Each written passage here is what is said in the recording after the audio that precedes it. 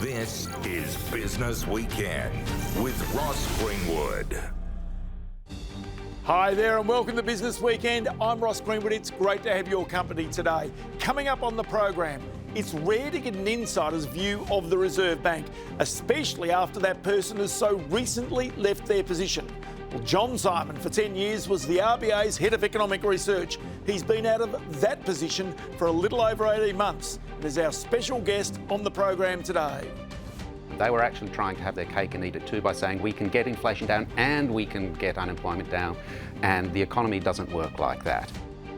Now, the company profit reporting season comes to an end this week, and a record share market tells you that businesses have done much better, especially with the higher interest rates around. So we speak with two of the country's senior retailers, though in entirely different segments: Woolworths' Amanda Bardwell and Harvey Norman's Jerry Harvey.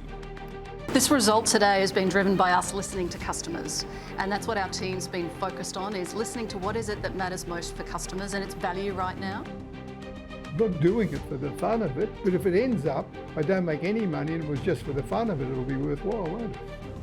And the airline industry is notoriously brutal. This week, the share market punished Qantas shares hard, despite a solid half-year profit. The Qantas management, though, is seeking to lock in long-term growth with its fleet renewal, a change to its frequent flyer schemes, and also pragmatism to move its aircraft to markets that maximise their returns. And this week, I caught up with Qantas's chief executive, Vanessa Hudson. The more our customers have opportunity to redeem those points and the more that they also are earning those points, that's a really important part of the economy of loyalty. Well, let's start the program with our economy, which again is showing signs of strain caused by government spending and also government policy. This week, the annual inflation rate came in at 3.8%. That's way too high for comfort at the Reserve Bank. The persistent message that government spending is contributing to inflation and higher interest rates seems finally to be resonating with the government itself. We have a range of priorities in the budget. Fiscal responsibility is front and centre. We have got inflation with a 3 in front of it, remains steady today, but we want to get it down. A big focus of the budget will be inflation, but also productivity, and against the backdrop of this global economic uncertainty. Now, the last part of that from the Treasurer, of course, is spin. The inflation we're seeing here overwhelmingly is not caused by global uncertainty, but by local issues. Energy prices, public servants' wages growth, rents and home prices going up.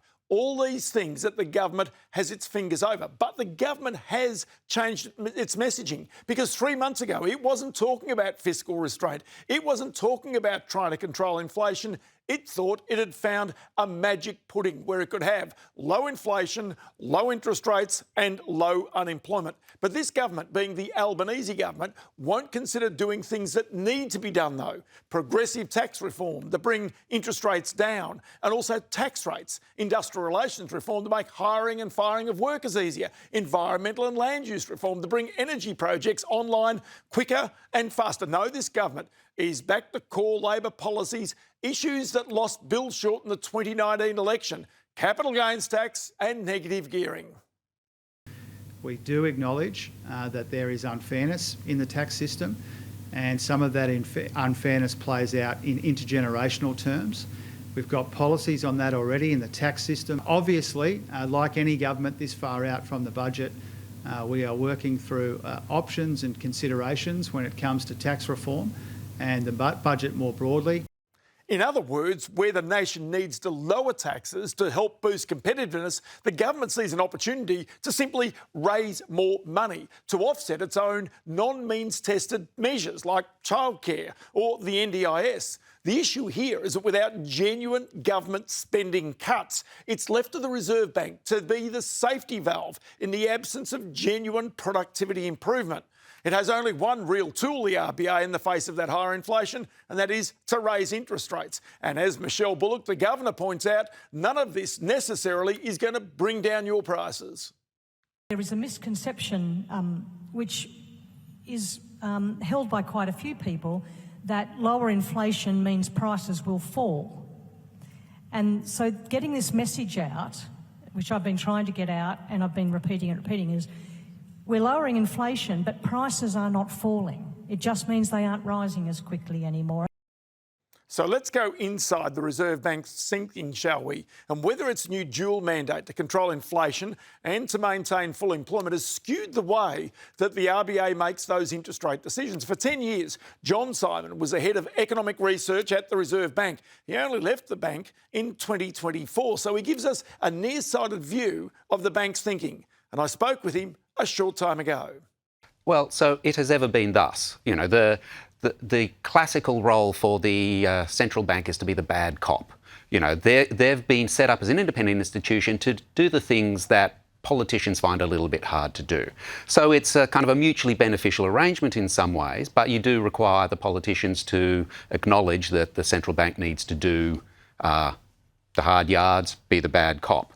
So, yes, they'll pass it off, provided that's it, that's fine. I think we've got into problems recently, however, because the RBA's tried to be good cop. So we've got good cop going on rather than good cop, bad cop. So what we've ended up with as a consequence is actually higher inflation than we really should have had. Can I ask you about that good cop thing? Because quite clearly, 3 interest rate cuts last year were on a presumption that inflation was going to get back into the band, the preferred band of 2 to 3%.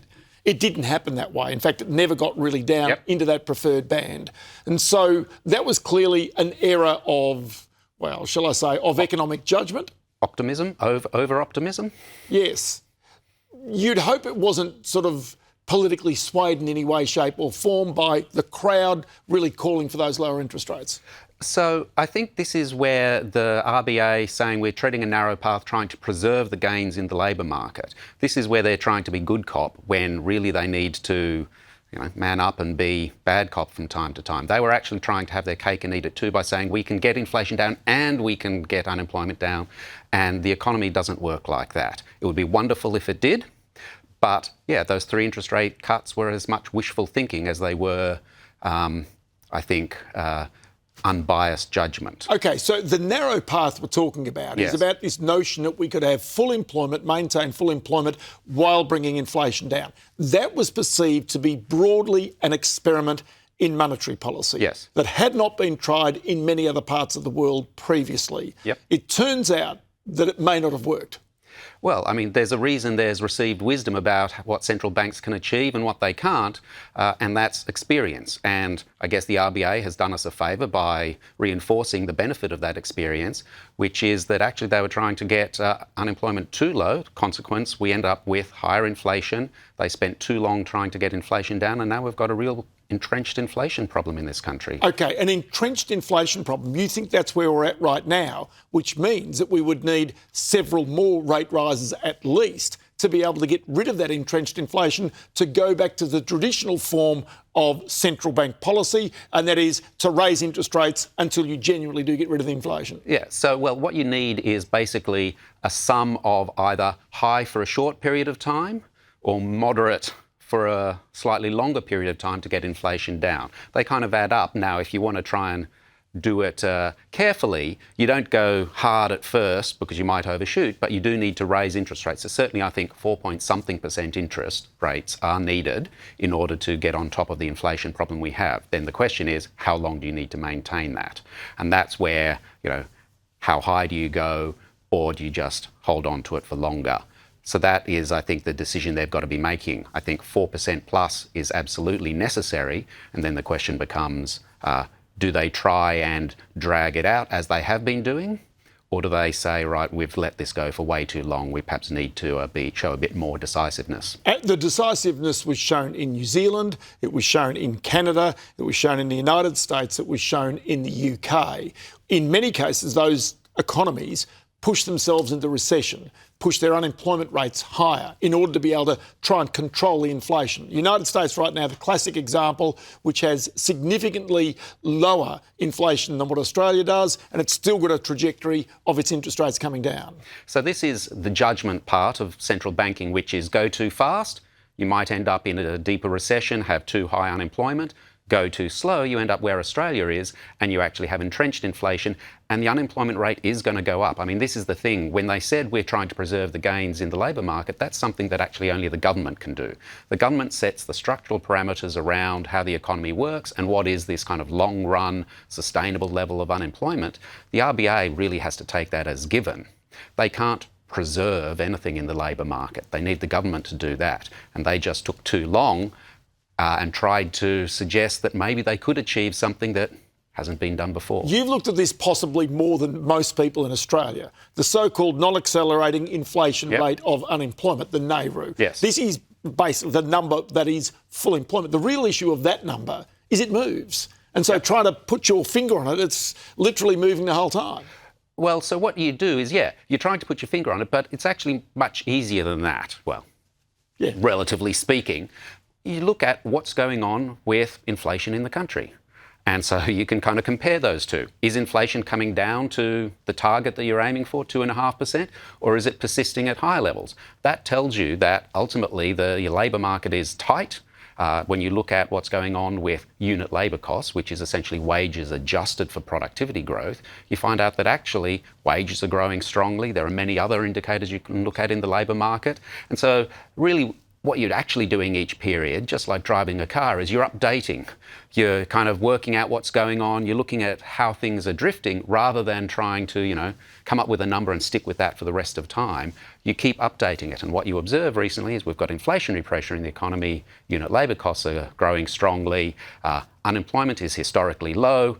It's pretty obvious we're below the NAIRU. Yes. So in other words, at some point, if unemployment were to rise from here, it would not necessarily be a bad thing for Australia's economy, because it would actually show then that you're getting close to whatever that level of full employment is, whereas right now we are not in that situation. The key is sustainable full employment. So what we've had is, we've had low unemployment for a little while, but the consequences are showing up in everybody's real wages. Their pay packet, the cost of living crisis is the consequence of trying to maintain that level of unemployment, which is actually more than we can sustain without having longer term, more insidious costs from inflation. So it's really a balance. One final one for you. Everybody now talks about we need productivity gains in Australia. That seems pretty obvious. That's got nothing to do with the Reserve Bank. That all goes back to government policy, doesn't it? Absolutely. But I think the discussion has actually seemed to be stuck in a zero-sum world rather than a growth world. And productivity is all about being in a growth world rather than a zero-sum. But when we're talking about, for example, housing policy in the CGT, it's more about how we're going to divide it up between owner-occupiers and investors and renters. It's not about how do we actually make, the housing stock bigger. Now, a lot of people are saying the solution is not to tinker with capital gains tax and think that's the solution. The solution is actually to increase supply, build more houses. But that's the same thing that goes on in the whole economy. Productivity is build more of everything, do everything more efficiently, and then you don't have to worry about these zero-sum distributional conflicts that are going on. And that goes to the heart of having a competitive economy, and that's about government settings. Tell you what, John Simon, it's great to have you in the program today. We'll do it again in the very near future, I hope. Thanks for your time. Thank you. So let's take you to a classic case where government policy causes too much complexity for business, and that adds cost and potential inconvenience to the community as well. That is Qantas. This year, the airline has a series of enterprise bargaining agreements that need to be negotiated, among the most important with the Air Pilots Federation. And those negotiations can be fractious. In the worst case scenario, flights could, of course, be disrupted. But the pilots are just one EBA that Qantas has to deal with. It has 57 of them, not 5, not 10, 57. And that says everything about why Australia's productivity is poor, why business is not as efficient as it could be. This week, I spoke with Qantas CEO Vanessa Hudson about the company's half-yearly results, about its industrial relations and its revamped frequent flyer schemes. Well, I think that we're really proud of the results today, and the one thing that I'd actually like to call out is a big thank you to the 30,000 team members that we have across the group at Loyalty, Freight, Qantas and Jetstar, because customer improvements, on-time performance improvements, as you say, that comes from a focus that those people have every day, every moment, every flight. And I'm just so incredibly proud to be able to represent those results today. And what we have seen is, obviously, customers are saying that we're recognising it, we're seeing it, our reputational scores coming back, but our on-time performance and our financial performance has also improved. And financial performance is really important for us because we are investing a lot in our new fleet. We have seen 60% of the performance improvement in Jetstar today has come specifically from the new fleet that's come. And so that is going to be something that we want to see continue because we've started the fleet renewal in Qantas Domestic. We're going to see Project Sunrise, the new aircraft, come at the end of this year. And so the future is really exciting for the group. Okay, so you mentioned your staff there, you thank them. What I wonder really is, I know you've got enterprise bargaining agreements that are due for negotiation this year, especially with pilots, but other crew as well. Is that going to cause friction with what is now a happy camp? Well, what I would like to say is that we've spent a lot of time connecting with our workforce. We've got 57 EBAs across the Qantas Group, and so there is always an EBA underfoot. So that's a few too many, is it not? Is this a problem for industrial relations in Australia as well? Well, look, what I would say is that we've worked really hard to collaborate with our unions right across the board, and I recognise the role that they play in representing their members. But ultimately, we want to get a constructive outcome. We want to collaborate with unions in the negotiations, and we feel really confident that we will actually work through to the right outcome at the end. So right outcome for our people, but also right outcome for our business as well. Do new routes, important routes for Qantas, like Project Sunrise, flying directly to the US or to London, for example, could they be compromised by the negotiations in these EBAs? Well, look, I think that what I said before is that we're feeling like the conversations that we're having with the unions are constructive. And we go in with an open mind and we listen to what's important for them, but we also come to those conversations in what's important for the business. For Jetstar, one of the most important things is that we can continue to provide low fares to those customers. 50% of Jetstar customers flew for less than $150. That's really important. And I feel really confident in both the negotiating teams and how they're coming together, and we will find a mutual outcome that is of benefit to both. Okay, most people will be watching these results, but they'll be seeing the loyalty program. You claim it's the biggest shake-up in your loyalty program in almost 40 years. Just give me the sense as to why that's so important, why it's such a big shake-up. We listen to our members, our loyalty members, all the time. And what we know that they have said to us is two things. One, I want to be able to use my points to redeem, particularly for flying, and I want to be recognised more when I fly, and status is a really important part of that. In the last 12 months, we've done the biggest investment in reward availability with Classic Plus, which is going incredibly well. And today, what we've announced is the biggest revamp of recognition. What we've done today and what we've announced today is that we know that customers who are flying and are generating status credits, they normally are earning more status credits than they need to retain their tier status. And so today what we're enabling them to do is rolling over that status credit to the next year so that they get a head start on the next year. We've also announced that they can earn status credits on the ground. And that's a really important part of what our customers have said to us that they need, but it's also a really important part of the loyalty proposition, because the more our customers have opportunity to redeem those points and the more that they also are earning those points, that's a really important part of the economy of loyalty. Okay, so I want to get to one other aspect. A lot of people won't understand this perhaps, and that is really to actually talk about the capital of Qantas. You can deploy your capital in all sorts of different ways, but the reality is, unlike most businesses, you can actually pick up an aircraft, your capital, and move it somewhere else. You've sort of done that a little bit this year in response to demand for travel in the United States, haven't you? Absolutely, and I think, you know, as you say, our aircraft are mobile. You know, they can fly, we can change the network. And one of the things actually that came out of COVID, I think, was a mindset of adaptability and flexibility and moving aircraft around, not just Qantas aircraft across Qantas, but between the two brands, Jetstar and Qantas. So we've actually, our dual brand strategy domestically and internationally is a key part of that. And so we will collaborate and determine what aircraft and what brand we put. But this year, as you say, we've seen some changes in demand and we're going to respond to that. So we're moving an A380 from the US market and we're putting that onto Singapore. We've actually recently changed the brands to Hawaii from Jetstar to Qantas. We've launched and announced today that we're going to launch new services from Sydney to Las Vegas. First time that any airline will have served Las Vegas direct. And so that's a mindset that we're going to continue to make sure that we apply, because it's about maximising performance and for the aircraft that we've got, and we're going to continue to do that. Okay, just one final one for you, and that is really about your new Project Sunrise. I imagine that your flights, the east coast of Australia to New York or east coast of Australia to London, because they're largely premium cabins, they should be some of the highest returning flights that Qantas has. Am I right about that?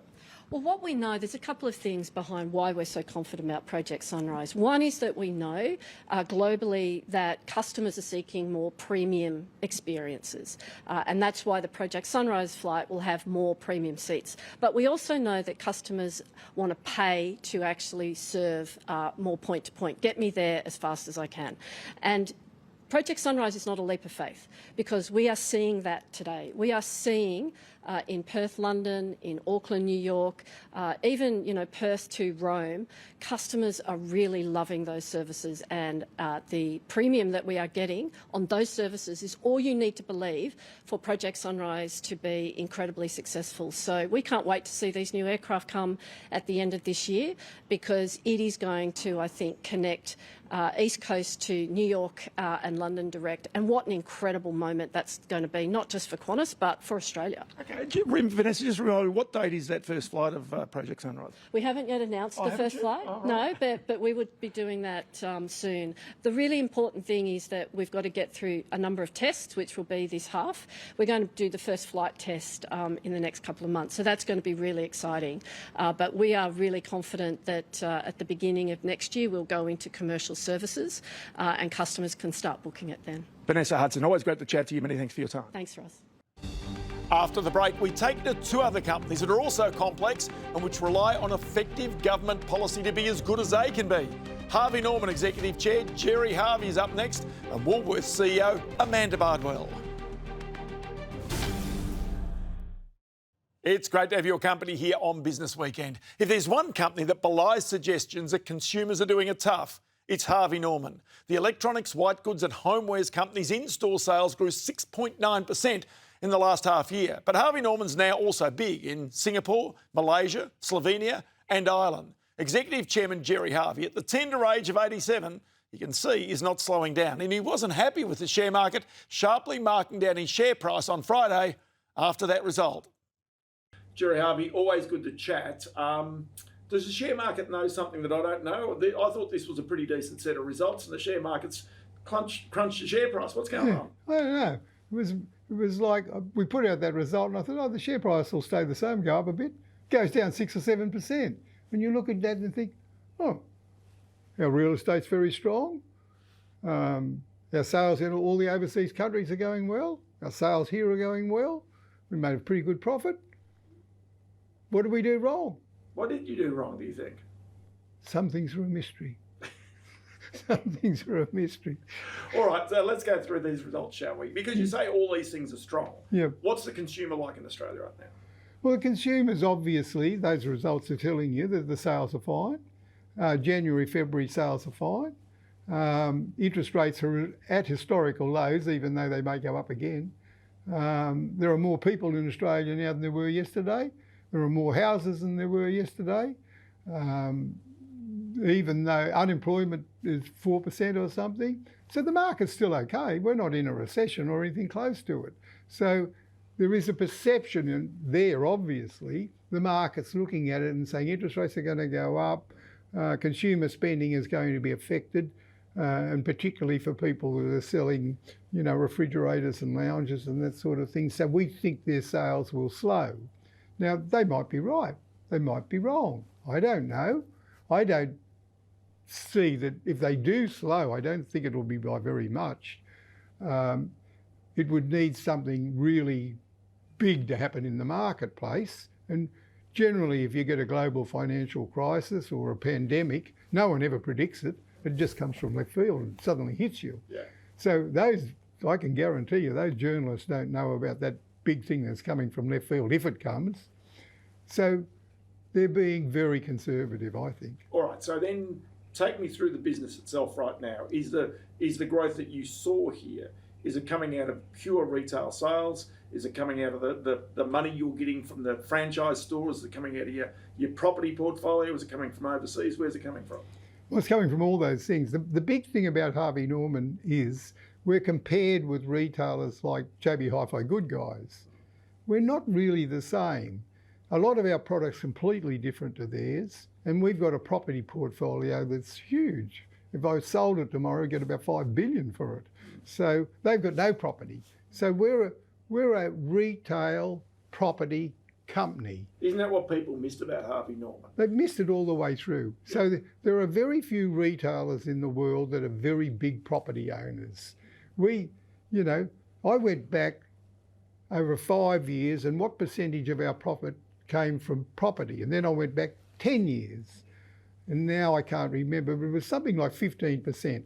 Right? Okay, but the basic story there is you get a Harvey Norman store on a bit of cheap dirt, and all of a sudden the sales go up and the value of the land goes up. Yes, well... That's pretty much it, isn't it? Yeah, well, I can give you instance after instance where we bought the land for $10, put the shop on for $20, it's worth $30, and now it's worth $100, right? But we did that 10 years ago, 20 years ago, 30 years ago, 40 years ago.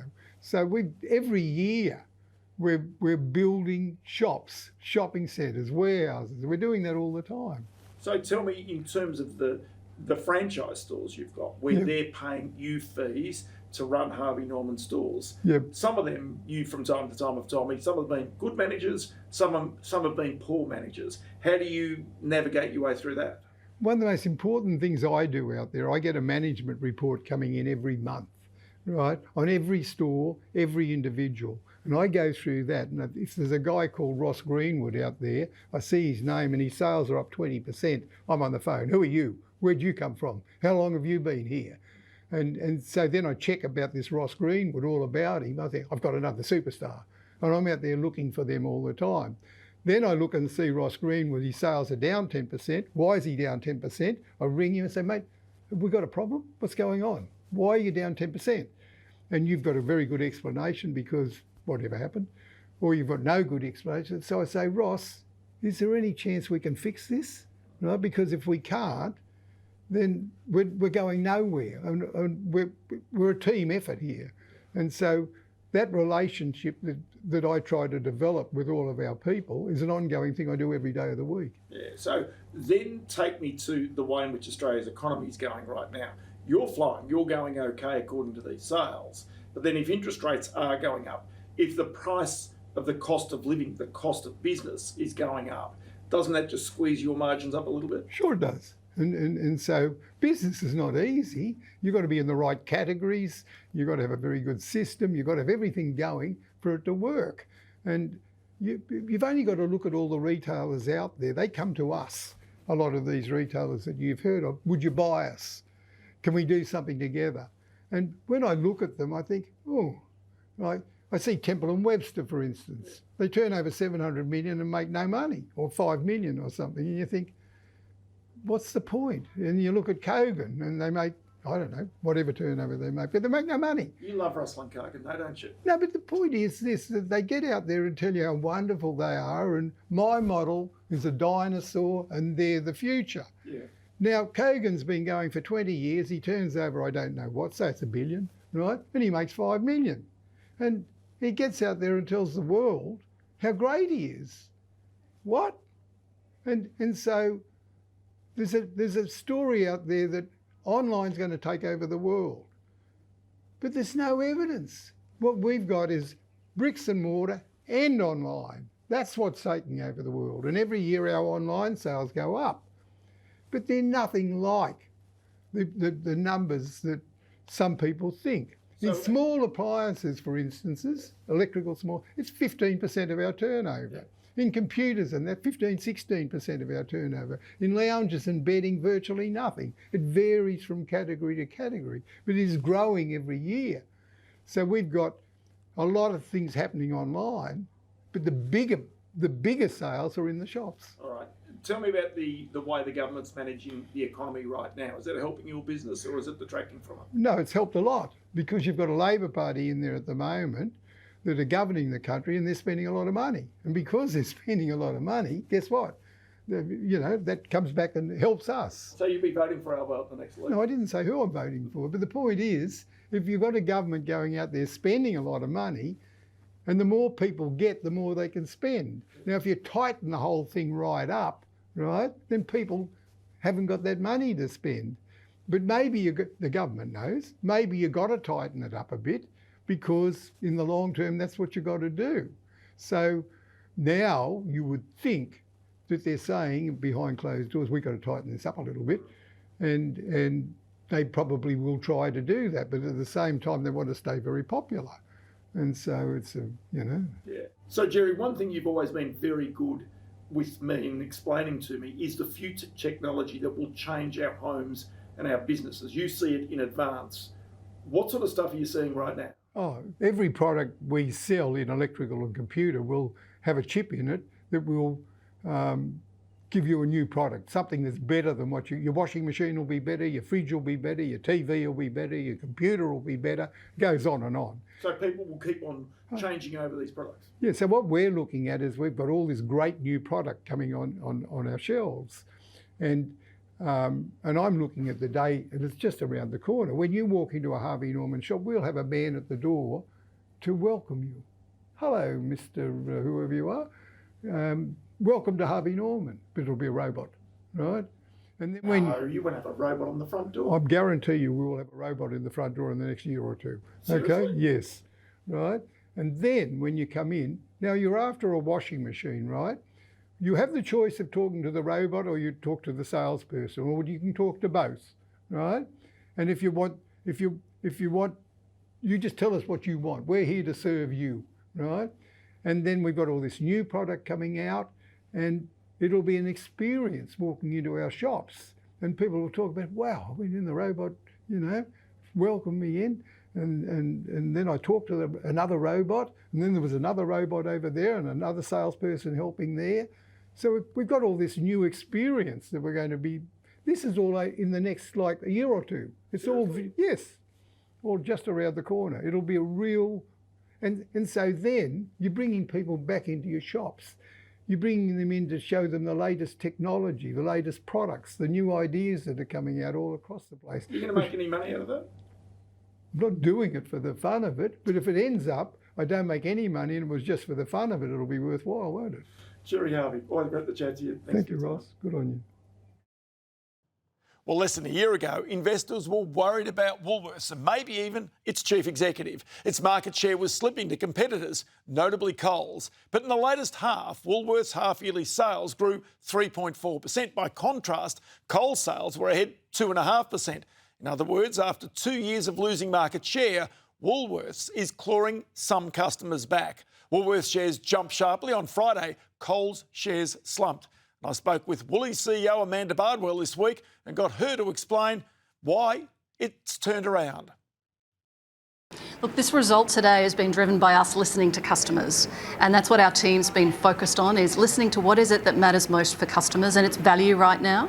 And so in the half that we've just completed, we've been very focused on making sure that customers got great value from Woolworths, but that we also improved that experience, whether that was availability.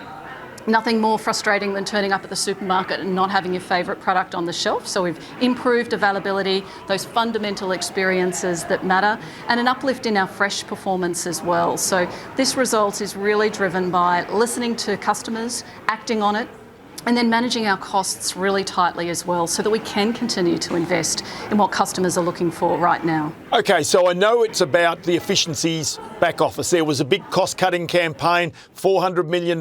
What's your full-time equivalent headcount look like now compared with, say, this time last year? Yeah, I think what's important is we were focused and will continue to be focused on lowering our costs. And when we looked at the $400 million worth of cost savings that we've delivered, run rate through to December, that was really delivered through a number of different areas. Yes, there has been a reduction in our support office team, but there's also been reductions that we've taken across other areas of our P&L, like IT, like marketing and other services. And so it's not just about focusing on team, it's about how we continue to reshape the business overall to make sure that we're able to deliver better value for our customers and a better business for Woolworths on the go forward. That's what we've been focused on. And the 400 was also about really setting for our team clarity that we want to be a lower cost retailer. That's incredibly important. You know how competitive it is right now in groceries. We've got not just the traditional competitors, but we've also got international players and then the category specialists. And so Woolies being competitive means that we need to be also really focused on costs, and we've delivered the $400 million and we'll continue to focus on finding more ways to save across our entire store and across our support areas. Okay, so then your competitors, quite clearly Aldi, Coles, are the obvious ones people will see. I just wonder what impact you sense in the future of Amazon doing deals with organisations. You can see Uber doing deals with Harris Farm. Whether these types of deals also potentially are new competitors that Woolworths has to face. Yeah, so when you look at the grocery sector, what you can see is that customers have got a huge amount of choice as to how they shop and when they shop. And certainly we've seen a lot of new competitors enter in recent years, particularly in that online space. We've got a lot of global international players that have entered, big discounters, and then the platforms as well. That's why Woolies has been focused on making sure that our store experiences continue to improve, but that we've also got a great e-commerce offer. And if you look at our results for the half, you'll see that our on-demand offer, so that's when you place a order and enable it to be delivered within 2 hours, that's our fastest growing proposition across the group.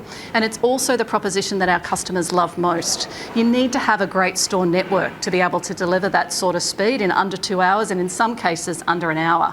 And so for Woolies, the opportunity is continuing to be there for customers, recognising what they're wanting, and really at the moment it's all about value but also saving time, and our store network and our e-commerce offers are really perfectly placed to be able to meet those customer needs, and we're just focused on improving the experience for our customers each and every time. Okay, do you find it ironic that when inflation first emerged in Australia a few years ago, politicians were very quick to blame supermarkets, including Woolworths? Right now, inflation is re-emerging again, yet I do notice from these stats that your food basket inflation is lower. Your prices on average have gone down over the past 12 months. Yeah, our prices on average have gone down for 8 quarters in a row. On average. And so that's because we have been focused on listening to what customers are telling us, which is value matters, and customers have choice. And if we don't deliver what customers are wanting, they'll choose to shop somewhere else. And so when we look at the result we've delivered today, that really has been about recognising customers want value. We're providing that. We've been lowering our costs so that we can provide better value to our customers. That's what we're really focused on, Ross. Okay, and what message does that, though, send to politicians in particular who were very quick to jump on the supermarkets when inflation emerged during what were pretty turbulent times? Yeah, I think it's important when we're looking at that time that it's customers that matter most, and it's the customer's voice. And there's no doubt customers during that time were telling us that they were under pressure, that they were looking at supermarkets as they are now to continue to do the best that they possibly can to reduce prices. And that's what we're focused on, listening to customers. That's what matters most, not on the other commentators that might be out in the market. It's really all about customers, Ross. Okay, and just one other thing as well. AI obviously is going to play a part in the way in which all businesses operate in the future. Is it a challenge for your business, or is it an opportunity for you to become even more efficient? Yeah, so we see it as an opportunity. We've been using AI for over a decade, and in fact it's infused across a number of our different businesses already. It's helping us create better experiences in our customer hubs and in our customer service areas. It's enabling our team in stores to be more efficient as well. You know, when we think about AI, customers are going to be absolutely utilising AI as businesses are. As a retailer though, we're in a really fortunate position that customers are still going to want to visit stores. They're wanting to have that human connection of which we provide to them. But we certainly see AI as an opportunity to do some great things for customers. We've just announced recently a great partnership with Google where Olive, who is currently our AI assistant, will actually become agentic, and that means that she'll be working with our customers as almost a companion.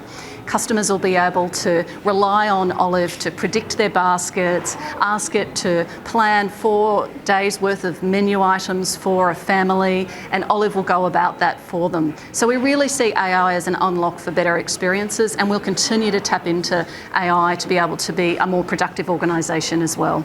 And I trust your customers are very polite to Olive as well. Amanda Bardwell, thanks for your time. Thanks, Ross. Well, it seems so obvious that more interest rate rises are coming, but home prices in places like Perth and Adelaide continue to soar, while Melbourne and Sydney are slowing. Up next, we explore what happens next to home prices.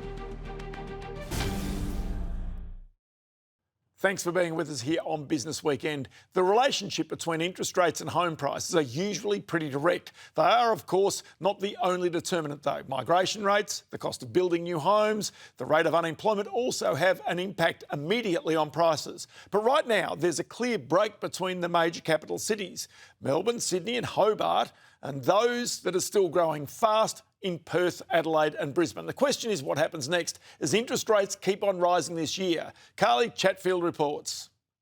The property market roared in 2025, marking a standout year for the sector. National prices surged 8.4% in the past 12 months, led by double-digit growth in Brisbane, Adelaide, Perth and Darwin. The surge was fueled by low interest rates after the Reserve Bank delivered 3 rate cuts in 2025. But a burst of unexpected inflation in the December quarter shifted the landscape.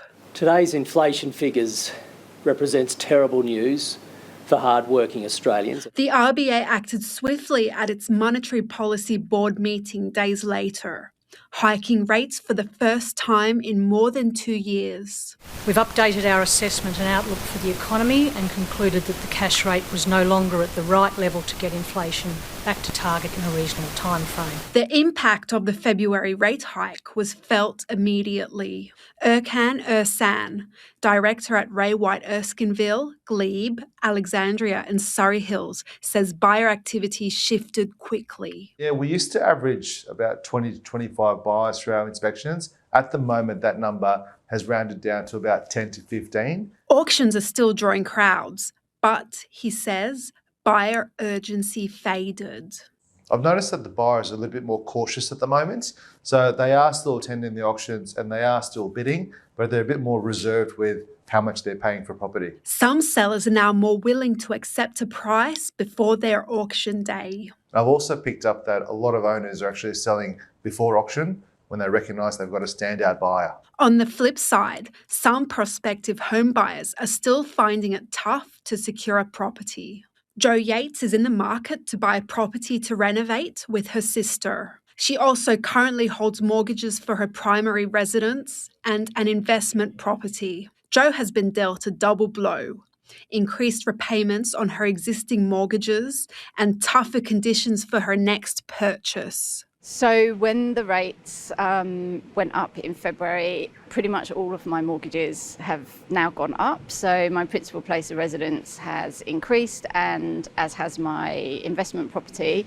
And then what that also means is that when we're looking for a property to renovate, we're going to struggle to buy something. REA Group senior economist Angus Moore says it's still early days since the rate hike, but he expects the impact to flow through to home price growth in the months ahead. It's probably a bit too soon to have seen a big effect from rate hikes. We'd expect that higher rates are going to slow the pace of price growth for the simple reason that, when rates go up, borrowing capacity's come down, and so people just have less that they can spend. The rate hike has forced some buyers to shift their strategy, searching interstate to secure a property. So we're now looking to buy a property together in Melbourne, just because the costs on the Sunshine Coast, where we were looking to buy originally, have increased so much over the last 4 months that we've now been priced out of that area with the mortgage that we can get. Surging prices and the rate hike not only compelled the sisters to reconsider where to buy, but also what kind of property they can afford. We're now going to be looking for a small property, potentially a townhouse or an apartment. Mortgage holders are also feeling the squeeze from the rate rise, with homeowners in Sydney, Brisbane and Perth, the most expensive cities, copping the biggest increase in monthly repayments. For Jo, her mortgage repayments have surpassed the rental income from her investment property. It upsets me that I have to put the rent up on my tenants when I know that they've got a new baby and they would struggle to go and get somewhere else, but I'm going to struggle to keep repaying that mortgage as well. She even sought a broker to help her handle the rising mortgage repayments. I have spoken to a broker last week, and we are looking at different ways to restructure everything that I own and that I'm going to own, so that I can hopefully reduce those repayments. Investor lending continued to climb in 2025, with investor loans jumping to 40% of all loans in the December quarter. We've seen a big ramp in investor activity in the past couple of years, and what that means is that as a share of buyers, investors are very high. Even with rate pressure mounting, investor activity remains resilient. In fact, since the rate rise, I've seen some more investors coming into the market. I guess they're hoping that there's less owner-occupiers and less competition at our auctions. So we'll probably see a continued high level of investor activity, because that's really being driven by the fact that rental market conditions are just very, very tight at the moment. Following January's inflation spike, the next rate hike is forecast in May, with money markets pricing in 1 or 2 more increases this year. For some, the prospect of slower property growth this year will come as a relief. Our expectation is we will continue to see home prices rising this year, though probably not at the pace that we were seeing last year. The fact that we're seeing rate hikes this year will probably chill a bit of demand and slow the pace of price growth. For others, the possibility of further rate hikes means tightening budgets and lifestyle adjustments. And I'll potentially have to increase the rent on my tenants as soon as I'm able to. In fact, I probably will have to do that to be able to afford to keep that property.